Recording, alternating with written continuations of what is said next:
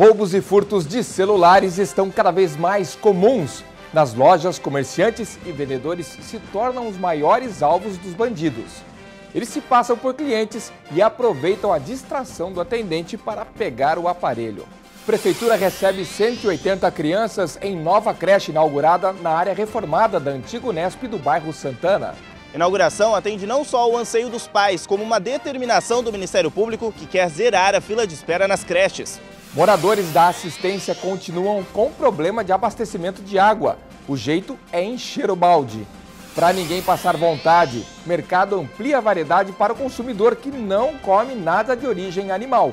Tem ovos de Páscoa para todos os gostos. Em Araras, a criançada vai encenar a Paixão de Cristo. Ensaios acontecem depois da aula e a apresentação será nesta sexta-feira. No esporte, uma atividade diferente, o CrossFit, praticado por muita gente e por esse cara aí. A história dele você vai conhecer daqui a pouco no Rio Claro Notícias, que começa agora.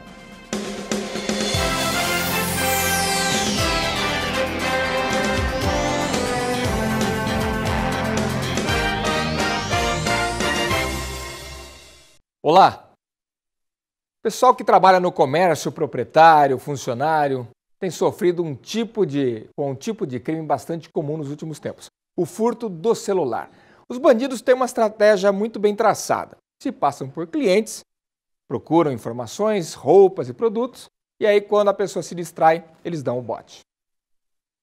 O alerta vem com vídeos divulgados na internet. Neste, o indivíduo usa uma das técnicas comuns pelos bandidos para praticar o crime. Se passa por cliente. Repare que ele está com várias peças de roupas na mão, já no caixa. Mas quando a funcionária atende outra pessoa, ele tenta pegar o celular que está no balcão.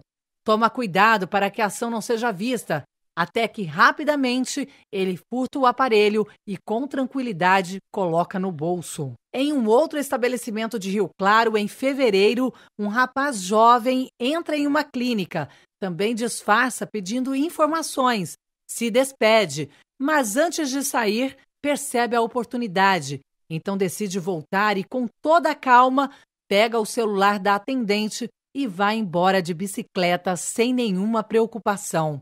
As vítimas ainda fazem uma relação do indivíduo que cometeu mais de um crime. Ele seria o mesmo que aparece nesta imagem, em outra região da cidade. Aqui, ele deixa o local também após o furto de um celular. Em um dos casos, o ladrão estava tão à vontade que até trocou mensagens com a dona do aparelho, que pedia a devolução.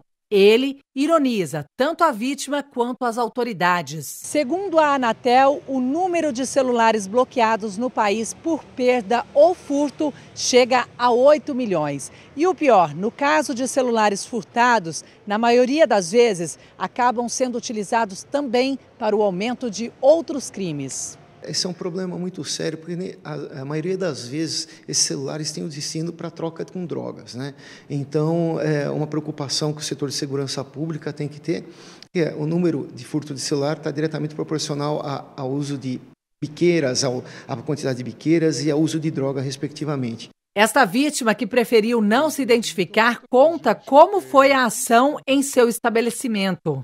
O indivíduo, ele entrou na loja, né? Ele ficou pedindo para ver várias peças de roupa, de mercadoria, fazendo muitas perguntas, não tinha foco nenhum na compra, né? E quando a atendente se tocou, ele furtou o celular, saiu da loja e falando ainda que iria voltar. E a cada dia está mais difícil o cidadão ter liberdade. O secretário de Segurança dá algumas orientações para não nos tornarmos mais uma vítima. Não utilizar o celular em público, né, transitando nas rodovias, nas vias, o que possibilita a identificação do celular e o acesso ao marginal para que possa subtrair esse celular, portá-lo de uma maneira mais escondida no bolso da calça. As mulheres, principalmente, têm o costume de andar no bolso de trás e metade do celular para fora. Cuidado, muitas vezes as pessoas têm o costume de marcar a mesa onde vai sentar com o celular, deixando o celular sobre a mesa. Isso daí facilita a ação do marginal para subtrair esse celular. Ou seja, não vamos deixar de utilizar o equipamento, mas utilizar com cuidado em alguns locais onde possam ser utilizados, dificultando ao máximo a ação dos marginais. Quem já passou por isso aguarda uma solução. A gente foi até a Polícia Civil, né? Fizemos o boletim de ocorrência, temos todas as informações pedidas e estamos aguardando o resultado, né? O que pode ser feito.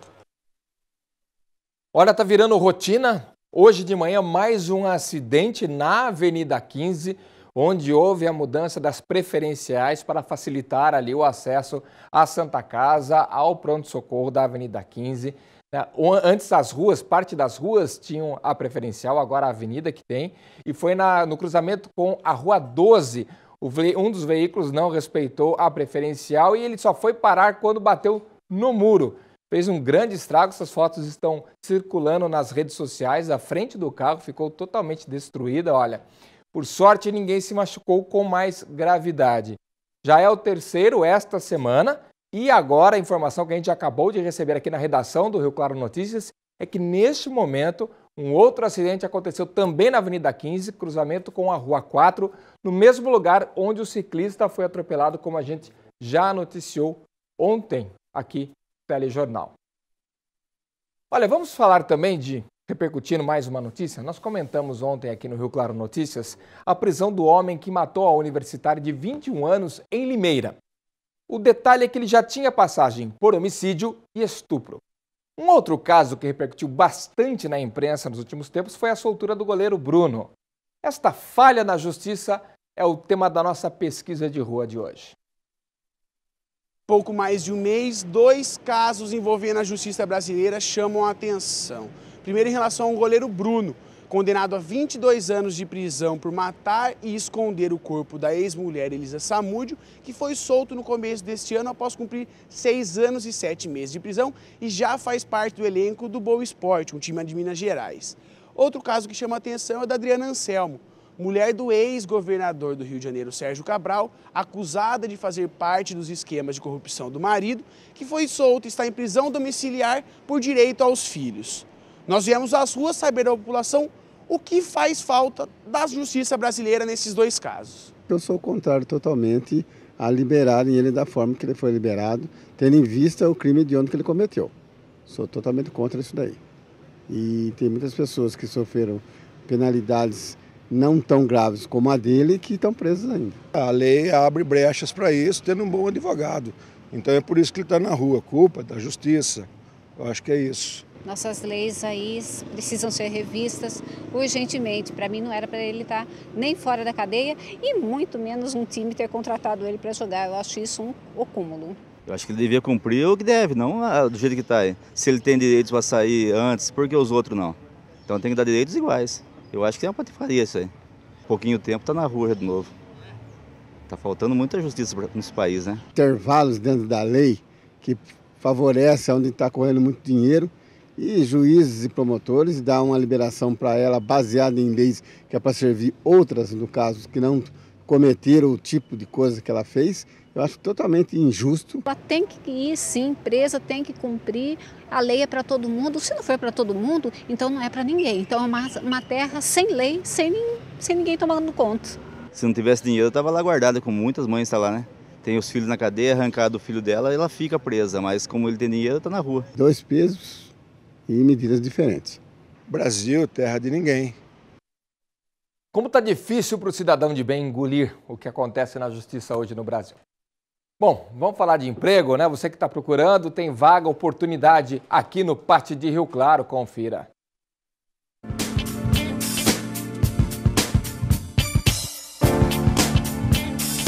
Possibilidade de emprego para analista de tráfego, atendente de balcão, auxiliar de almoxarifado, auxiliar de enfermagem, consultor de vendas, cozinheiro, farmacêutico, fonoaudiólogo e passadeira de peças confeccionadas.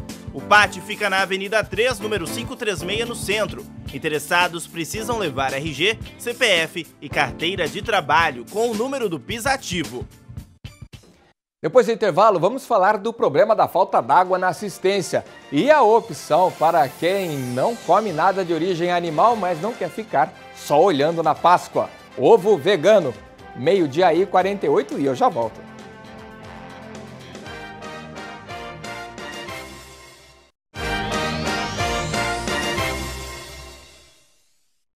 Vamos na sequência das oportunidades. A Prefeitura de Piracicaba prorrogou as inscrições para o concurso público com 29 vagas para a área da saúde, a maioria médicos de diferentes especialidades. Os interessados poderão se inscrever até o próximo dia 19 de abril e as provas serão no dia 21 de maio. De acordo com a Prefeitura, o concurso tem o objetivo de recompor o quadro de funcionários da saúde que está defasado. Os salários variam em cerca de R$ 1.700 até R$ 9.500 e a taxa de inscrição vai de R$ 15 a R$ 35. Os valores devem ser pagos via boleto em qualquer agência bancária e as inscrições podem ser feitas pelo site da organizadora do concurso. Para você saber qual é e outras informações, acesse piracicaba.sp.gov.br. Agora, o drama de moradores do distrito de Assistência. Não é de hoje que eles têm problema de falta d'água. A questão é que, para resolver essa situação lá no bairro, lá no distrito, é preciso uma obra que envolve vários órgãos. E aí a situação vai se prolongar muito mais. Uma rotina bem diferente para esses moradores. Por aqui funciona assim. Antes das 6 horas da tarde, cada um tem que encher o seu balde, garantir um pouco de água antes que um certo inconveniente domine as tarefas diárias. Sai um fiozinho de nada pro dia. Tem dia que a minha menina tem que encher esse balde para tomar banho. Você levanta às 5 horas, abre a torneira, não sai nada de água. Nem para escovar o dente, lavar o rosto, nada. Nem banho, nada. Além de nós ter que pagar só o vento que sobe para nós, né? E eu acho que é falta de consideração com a população aqui em cima.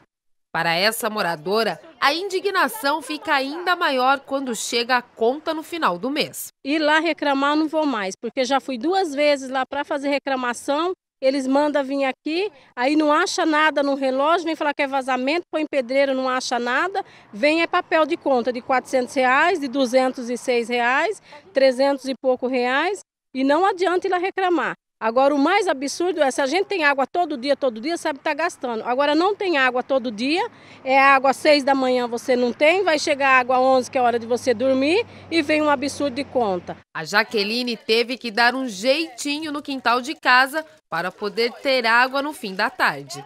Ou se eu encho um latão, ou eu vou na casa da minha mãe, para poder dar banho nas crianças. Meu marido chega às 5h30 do serviço, já não tem água para ele tomar banho, tem que tomar banho de canequinha, esquentar água. Em nota, o Departamento Autônomo de Água e Esgoto de Rio Claro diz que realizou em janeiro uma reunião com os moradores locais em conjunto com o prefeito Juninho da Padaria.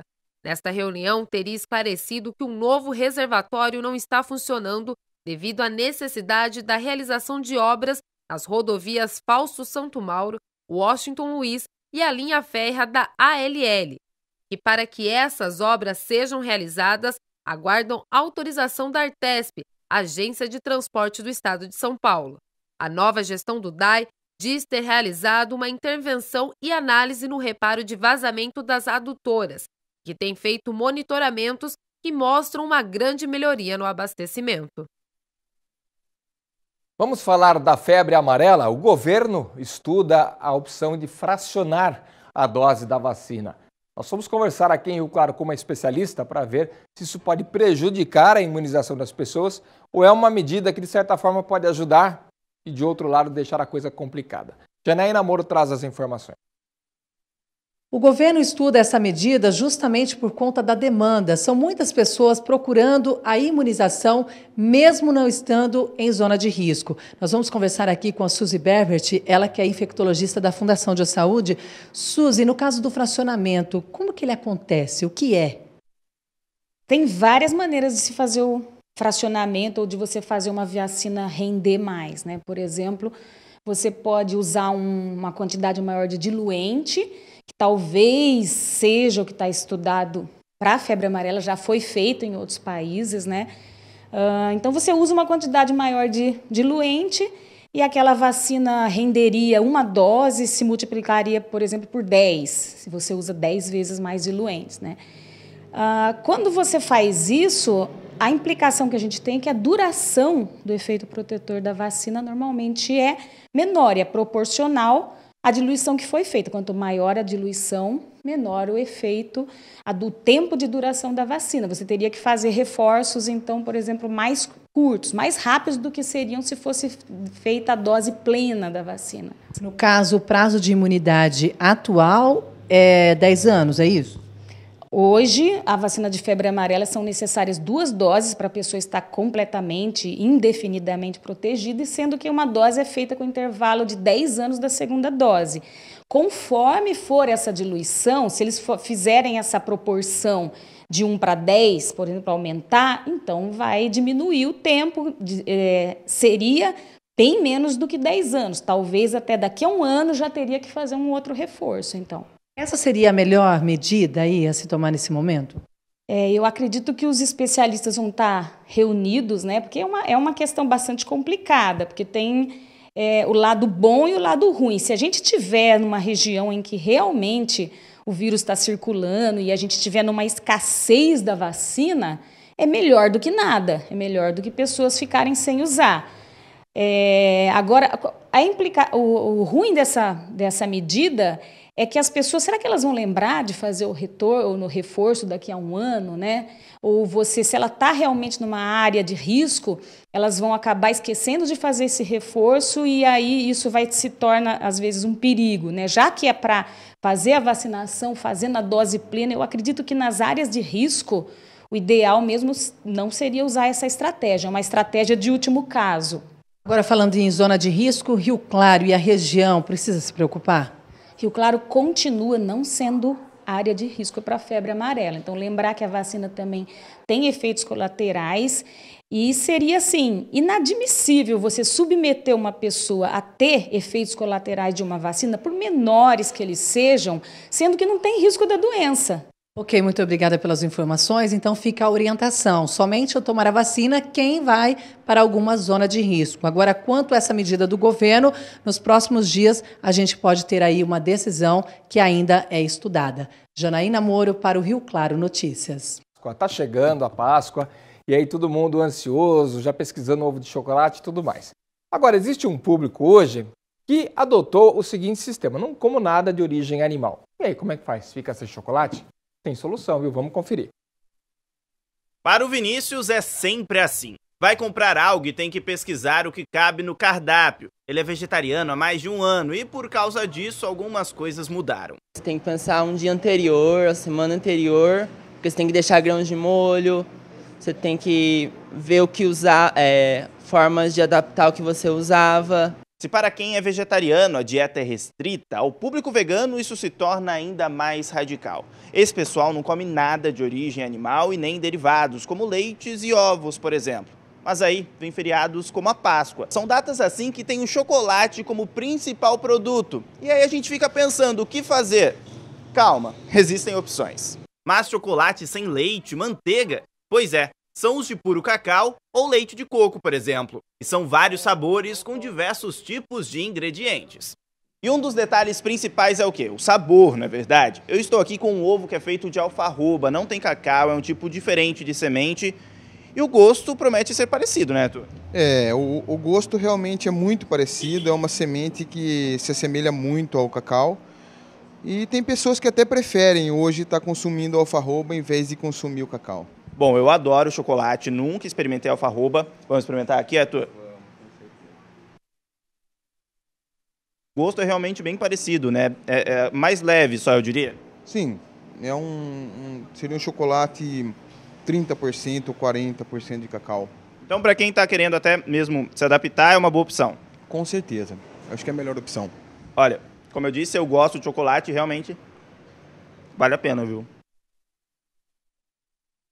Depois do intervalo, vamos mostrar os preparativos para a Paixão de Cristo da Criançada em Araras. E mais, tem superação, um atleta de crossfit, os detalhes daqui a pouco no Rio Claro Notícias. Já já a gente volta.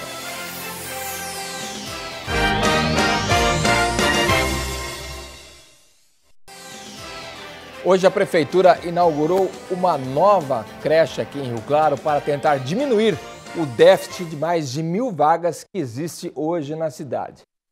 O prédio que vai atender a molecada tem 180 vagas. A inauguração do novo prédio contou com a presença de autoridades e pais de alunos. O espaço tem 8 salas, área verde e uma estrutura maior para atender ainda mais crianças. O local é um antigo problema da região do bairro Santana, já que até pouco tempo atrás se tratava de uma área abandonada do campus da Unesp que agora voltou a ser utilizada para aquele que sempre foi o principal objetivo: a educação. A escola veio para cá, que é um espaço bem melhor do que ela tinha, e vai aumentar a capacidade de atendimento de 28 para 180 crianças. O ambiente é amplo, temos uma área externa bem grande, um solário muito especial para os bebezinhos, então melhorou muito a ventilação do prédio, a claridade. Nós viemos assim para um pedacinho do céu. O quadro de funcionários praticamente dobrou com essa demanda tão grande. De 12 monitoras antigamente, hoje 23. A Isabela já era aluna e agora a mãe comemora as novidades. Muito lindo. A gente ficamos muito felizes.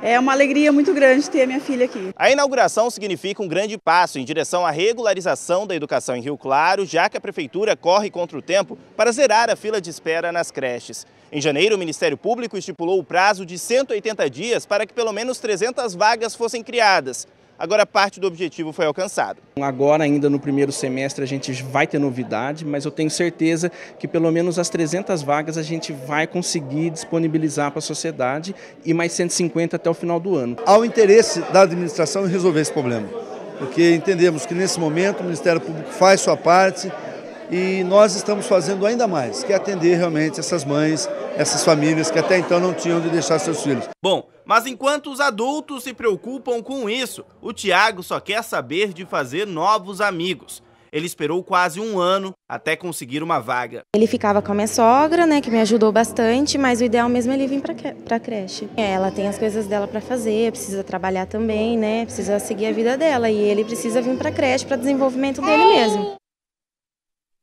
O tempo deu uma mudada, né? Tá diferente hoje. Quem traz os detalhes pra gente é a Fernanda Maestro.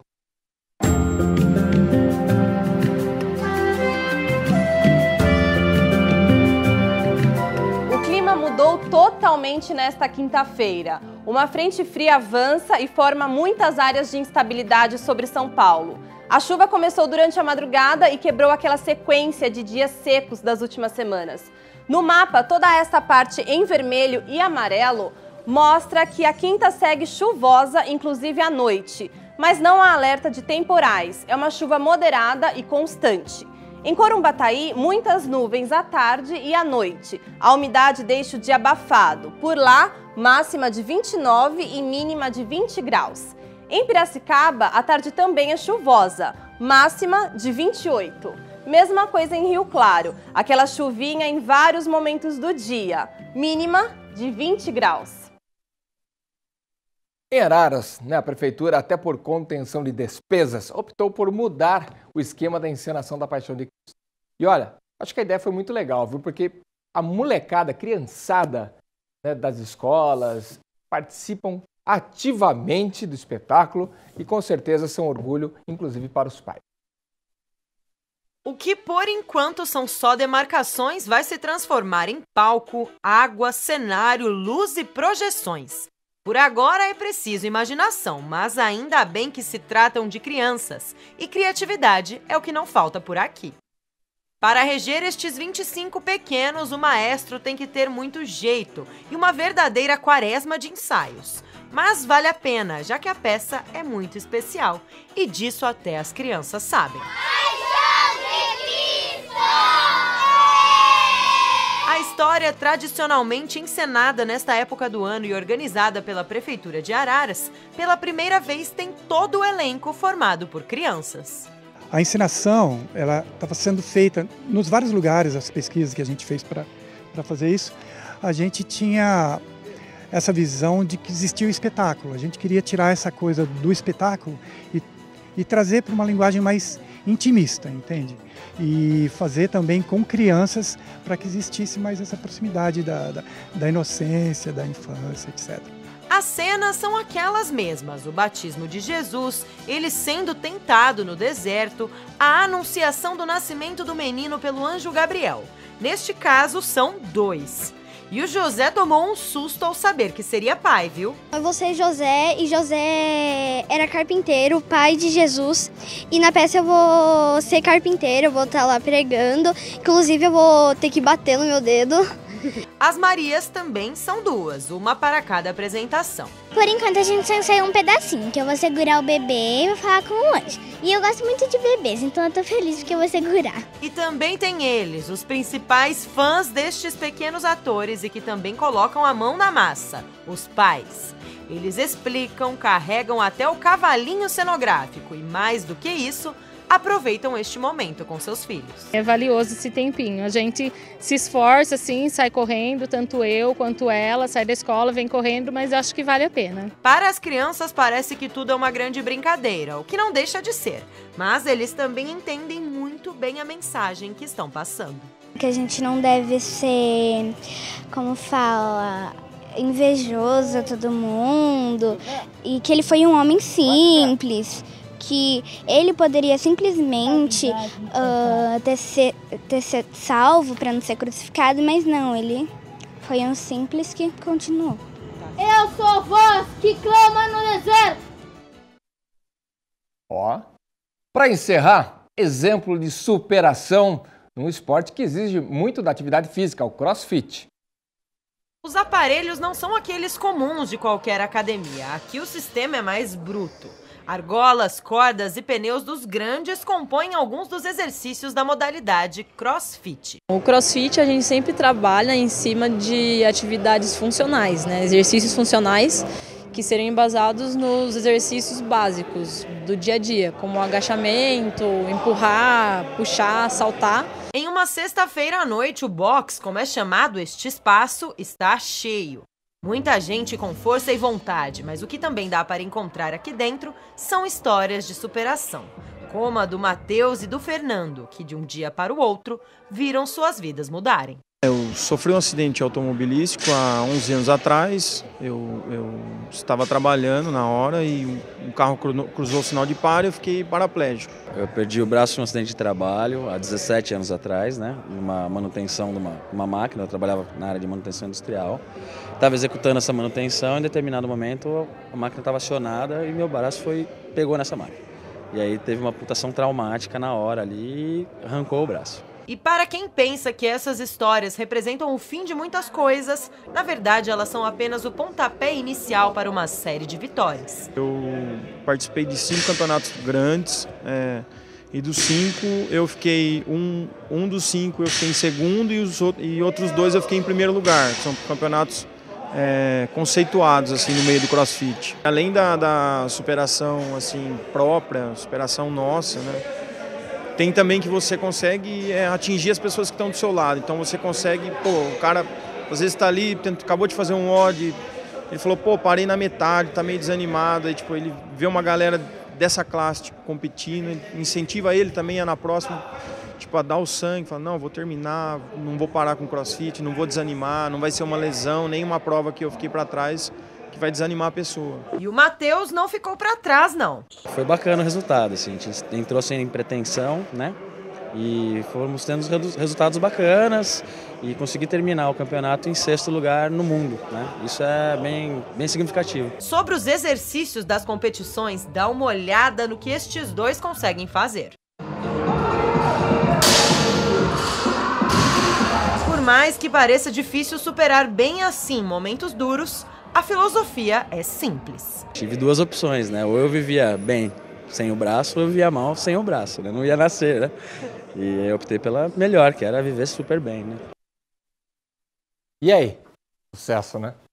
O Rio Claro Notícias desta quinta-feira fica por aqui. Eu volto amanhã, esperando por você. Até lá.